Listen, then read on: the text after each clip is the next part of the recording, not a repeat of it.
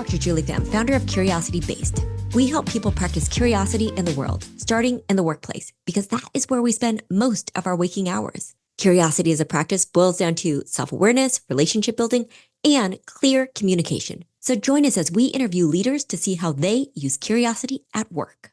Hi there. Welcome to the Curiosity at Work podcast. I'm Dr. Julie Pham, and I'm really looking forward to this conversation with Michael Jacobson today. He is the Deputy Director at the Office of Performance, Strategy, and Budget for King County, and a nationally award-winning public servant organizational leader. I know we're going to get to learn a lot from Michael, and I also just think he's one of the most curious public servants I have gotten to interact with in this fellowship I used to do for cross-sector collaboration. So Michael, thank you so much for joining us today. Honored to be here. Thanks, Julie. So Michael, could you just explain a bit about what is performance strategy and budget? What does that mean? How many people are part of your team? What does that look like? So it's a mouthful, I will acknowledge. So I work for King County. A lot of people understand what a city is, but the county encompasses 39 cities, including the city of Seattle. The county has over 16,000 employees, and my specific Office of Performance Strategy and Budget, has about 80. I have 4 direct reports who are managers, and my team is about 20 employees, which is a mix of full-time equivalent positions, term-limited positions, fellows, and even interns. We are hybrid, but work mostly remote. My 4 teams do 4 really different bodies of work. The namesake part of the organization works on organizational performance, including performance measures, scorecards. How are we doing? How are we spending public sector dollars, the public's tax money on how we're accomplishing our goals? And then we also work on things like strategic planning, helping the organization articulate where we're trying to go. I have another team that works on criminal legal system reform, really different focus, but also thinking about systems and strategy, about how do we do a better job with, what was typically called the criminal justice system. We've been calling it criminal legal system recently. And then I have another team that runs a jobs and housing program for folks experiencing homelessness. That's been supported by federal dollars. That's more of a temporary program. And then we also have a grants team that manages federal and county funded grants for the community. So that it's quite a diverse array of responsibilities. Mm-hmm. All different and yet quite a range there. Quite a range. I joke with people I don't touch the money. It's not entirely true, but I'm not directly in the budget process. That's the budget side of our office, but I obviously am involved to some degree, but budget is not my primary area of expertise and responsibility. So the titles can sometimes be misleading. We have to ask. We have to figure out what does that actually mean. So here for CuriosityBased, we think of curiosity as a practice. We're all curious, and yet sometimes we don't always practice curiosity. And that could be because of the environment, different pressures that we have. And so I think it's important to actually admit when it's hard to practice curiosity, when there are things that are happening that prevent us from doing it. Maybe those things are internally happening. Michael, could you share with us what prevents practicing curiosity in your workplace with your team? Sure. This is a great question. And I think a common thing that prevents curiosity is probably something a lot of people suffer from, is we have too much to do. And what that means is that we basically equates to no time or freedom to be able to reflect and to be curious. You're just rushing around trying to get stuff done. That's a reality that modern society we live in. We're part of that. It's a curse.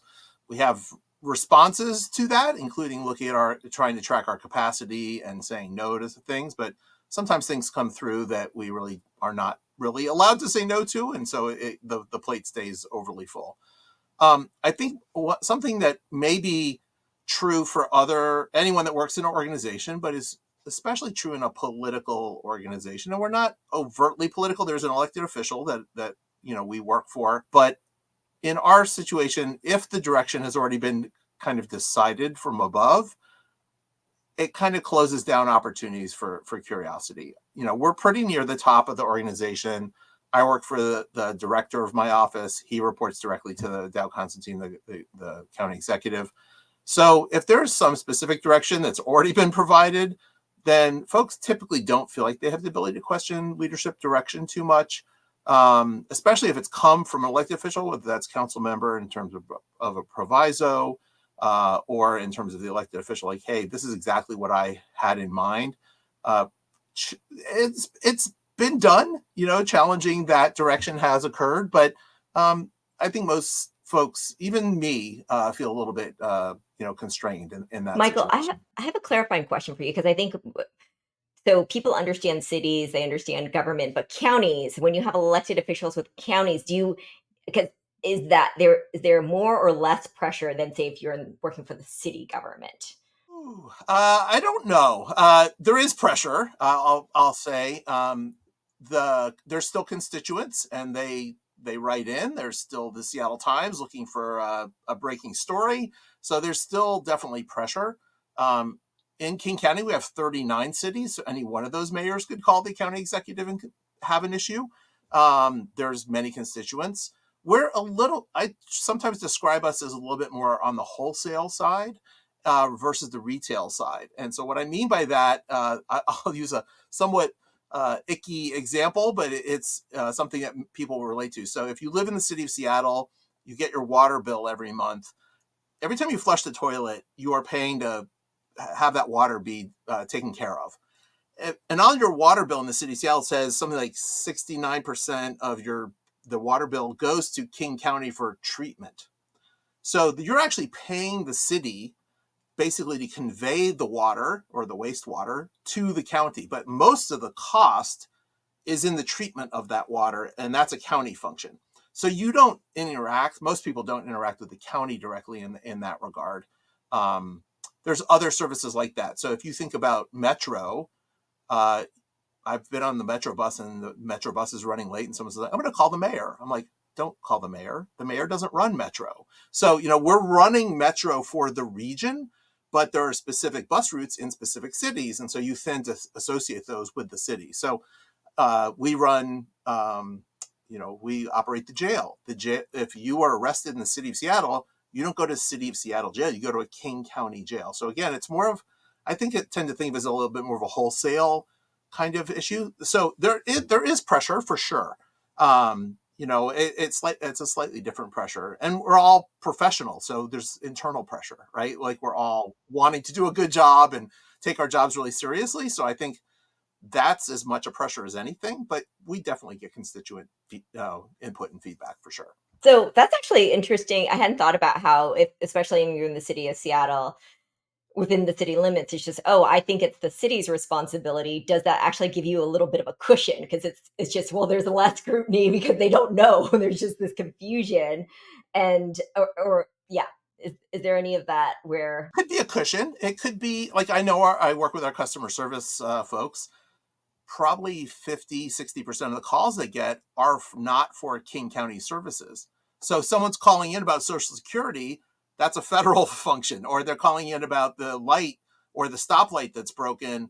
That's in their city, not a King County light. So there is confusion about that. So you could call it a cushion, but we probably then spend a little bit more time educating people about who to talk to and where to go. Yeah. I would say, though, that cities are very powerful constituents in their own right. So you don't really want to make Renton unhappy or Bellevue unhappy or City of Seattle unhappy, right? So they have that elected official to elected official line of communication. I wouldn't call it the bat line exactly, but when a mayor calls the county executive, and it's in my program area, I'll know about it very quickly. So there's definitely very acute pressure at times. Thank you, Michael, for just breaking that down, the different layers, and then how that then can actually impact the sense of scrutiny, and that impacts how much people feel safe practicing curiosity. Because I do think that sense of safety, the sense of spaciousness impacts that. So Yeah, let's turn to action. I did have one last one, and this won't surprise anyone, but basically, bureaucracy and rules Mm. do can reduce your curiosity. We do have a lot of rules to navigate. Many of those rules were put in place for fairness and for legal reasons. Maybe there's a state rule or a federal rule. But I would say that the number of those things can rob even the most curious person of the will to live. We are rich in mission as a government. In terms of when I wake up in the morning, I'm like, I'm going to do important work today. But those rules and the bureaucracy, to make sure that nothing wrong is happening, also robs me of a little bit of my passion. Versus if I worked for Nike, it's like, I'm going to go sell some shoes. It's like not quite as exciting, but they have a lot fewer rules and bureaucracy to deal with. Okay, that's interesting because I think about from the outside, we think government has got so many rules, but even within the inside, even the employees think we have a lot of rules and it's difficult for you to navigate as well, not just for people outside the system or outside of government. Procurement rules are a terrific example, right? We're trying to get money. We're trying to buy a service or trying to buy something. We can't just call up a company and say, hey, give me $1 million worth of that, right? We have to put out a bid.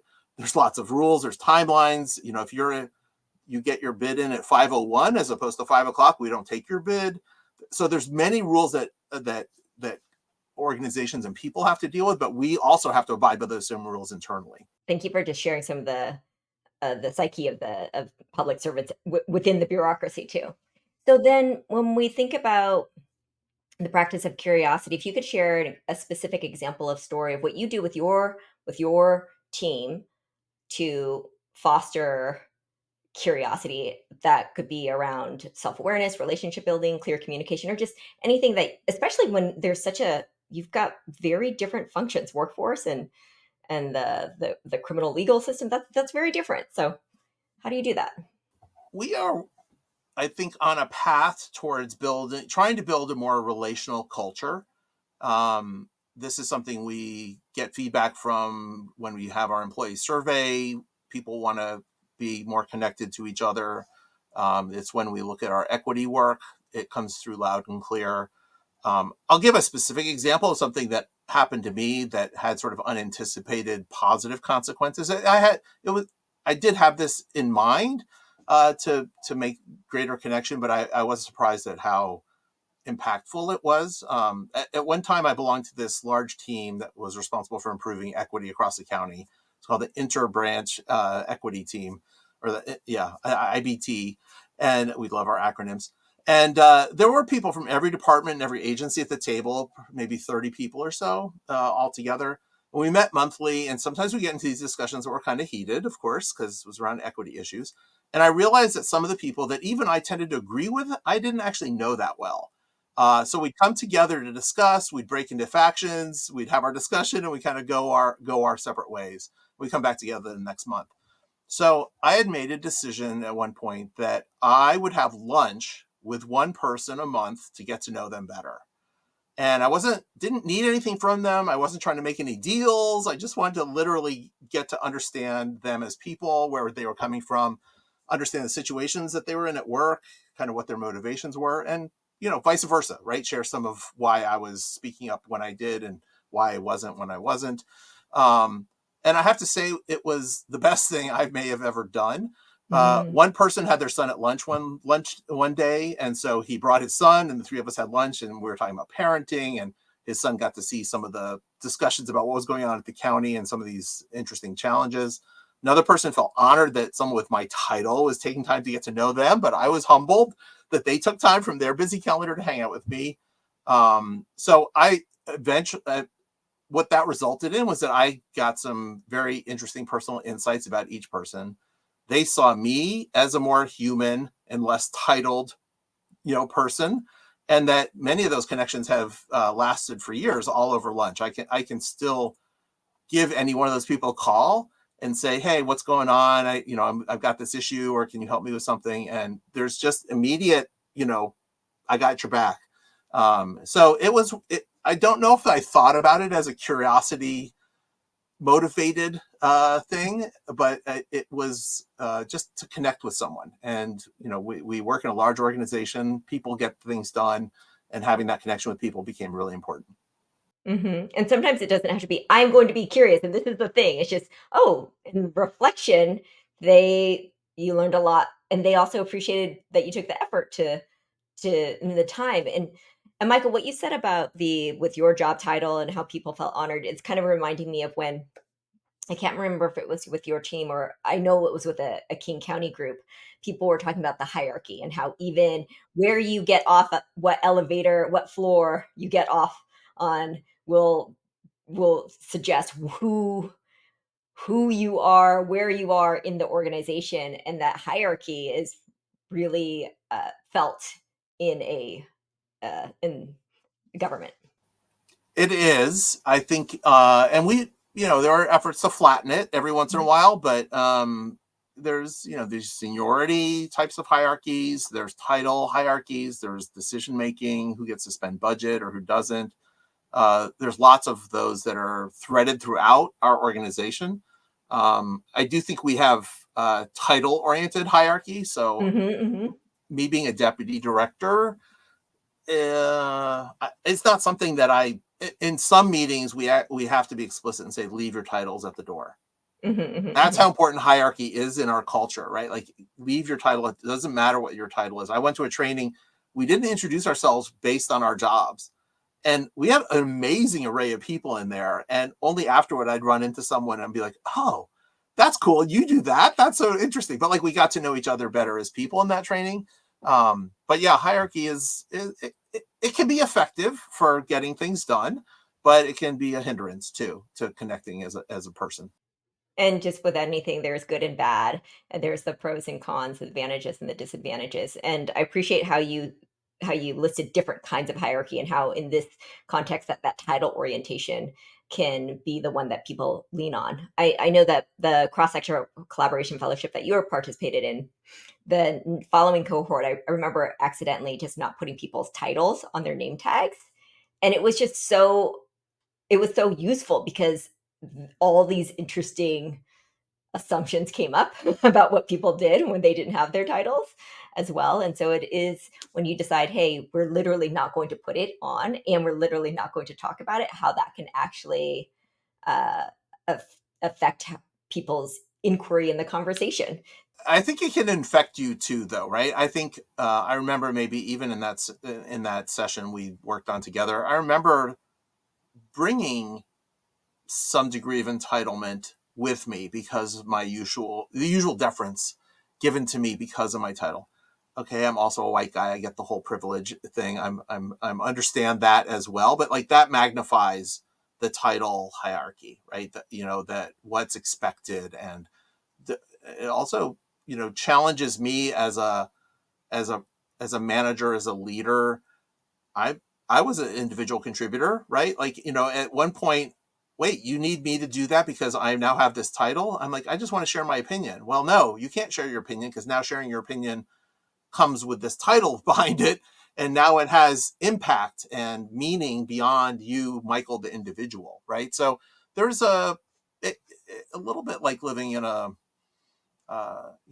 in a racist society. You get infected with those biases. I think hierarchy and titles is one that we don't talk about very much, but I think it's very much it could be similar, right? I get infected with a kind of privilege of the title. So It makes me think about how sometimes when you got someone with a really high title and they ask a question, then other people take that as a suggestion or an order when you're just literally asking a question, right? How do you recruit for curiosity? Or how do you interview? And having someone join your team, how do you look for that? How do you determine? For you uh, personally, Michael, what do you do? yeah. So I would say a lot of our work is standard or somewhat predictable. We're looking for project management skills or specific technical skills. You have to know how to create a performance measure or understand some aspect of the criminal legal system. You need some political savvy. Those are sort of the core skills. But a large part of our work is really about innovation and trying to improve the way things are done. So I'm always after people that aren't just going to create standard work or follow the rules, but bring ideas and creativity. So when I'm looking So at Michael, yeah, resumes, your special tip. yeah. So when I'm looking at resumes, I am often looking for the non-linear career choice, Mm, mm. or a person that shows an interest that doesn't neatly align with their job description. If all I see is your resumes, you're a performance measurement expert, and all you've done is strategic planning, like sure you can do the job, but like will you bring that kind of passion and that curiosity about it? So I'm always a little bit wary that you might be too narrowly trained or too focused, might not be able to bring collateral learning to the job. So I also put a fair amount of value on the questions that the interviewee asks the interviewers, and we always leave some time at the end. Sometimes people like, I just have a single question. That is a huge missed opportunity, in my opinion, because those questions show that the person's done their homework. They're thinking about, living in the job, and like what's burning about this opportunity for them. What's their curiosity about that position. So again, the technical elements might, they could ask about that, but more, what are the interpersonal elements? What are the opportunities to grow and expand the role? Those are showing me that person has, there's a je ne sais quoi there, that I want to hire that person, right? That there's something special there. So Michael, and you want things for the unconventional, untraditional career path, but then are you telling the recruiters on your team, "Hey, I want you to look for that"? Because I know you're not looking through every single resume, right? I am telling people to look for, you know, our jobs are not widget making, right? So, there is some widget making, but we are looking for people that are going to be nimble, that can, go with the flow, that deal with the ambiguity. I think that's one of the characteristics that we talk about a lot, as when we're doing hiring, is who's going to be able to deal with the ambiguity, because we do not have perfect clarity coming from leadership. We do not have perfect clarity about what we should be doing. There's a lot that's like, go this way, but not how far or for how long, right? And so it's like directional, but it's not more specific than that. And so some people's brains will explode. They can't handle that level of generality or directionality. They need something much more specific and linear than that. Those people will not succeed in my team generally, because the work is more, the grants work is more defined, but even still, there's a lot of creativity that's required when a new grant is being started and it's not entirely clear what how that money should get spent. So And so even having awareness around the kind of thinking approach that someone has, that they'll actually be successful on the team too. correct. So last question for you Yeah, is, what's a resource that you turn to? What is something that inspires curiosity for you? And it could be personal, professional. I like to walk, and that allows me to kind of look at things a little more carefully when I walk around. And one of the things that I have found for myself, that's interesting, are historical markers. It sounds a little nerdy, but when I see a marker, it gets me to ask the question, is this the official story? Is this the real story? Why is this marker here? What's going on about this marker? Uh, I don't know if you followed any of the controversy around the volunteer park marker. Uh, it's now down. There was a whole reassessment of Confederate markers, things like that. There's one up in Bellingham, which is interesting. I was walking by one time, and there was a small concrete or stone, and it basically said Chinese deadline. And I'm like, that's a weird thing. Like, what's that about? And then I went back to Bellingham a couple of years later, and it had been revised, and it was a fuller articulation of what the Chinese deadline was, and it had to do with our horrible racist past. And it basically was like no Chinese were allowed to go beyond that point. That they were working on the tide flat, and they couldn't come upland into the town, or they could be killed. It was literally a deadline. And what was then interesting about this story was the mayor basically apologized to the Chinese community in 2011. So there was like this whole story of why was that marker there? There was this whole history of Chinese cannery workers, there's no cannery there anymore, right? It's all gone. It's all history. But the original marker made me wonder, why is that there, and had me do some research. And then the revised one was like, how did that story get retold and kind of reconceptualized? So anyway, I see things like that. I'll read the plaques, that most people just walk by. I read those things, and I wonder, why is this here? What story is it telling? Is it the real story? Is it the wrong story? Is it a whitewash story? And so that it always gets me kind of curious, right? Why is this here? Who spent time to pour this bronze, affix it to a wall or whatever? I was just in Germany for a family reason, and there were lots of memorials and markers, sometimes to the Holocaust, sometimes to Germans, and I was fixated on those memorials and markers. Like, what is the story that's being told here? It was very interesting. Yes, and as a trained This, historian, I really appreciate that. What's the story, and then who's telling it, and how it yeah. can get revised later on. So thank you so much for sharing that. And now, just if people want to get in touch with you, how do they get in touch with you? Easiest is probably LinkedIn. I'm pretty visible there. And you could reach out to me at the county if you're interested in learning more about the county opportunities. So there's lots of jobs and, interesting opportunities there as well. But I'm just happy to connect through LinkedIn and make additional connections there. Michael, I will say you are probably the most active public servant I know on LinkedIn.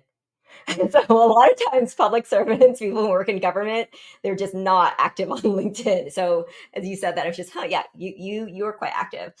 Uh, There are quite a few. There are quite a few of us. Some of them are more at the federal level, but I'll push jobs out.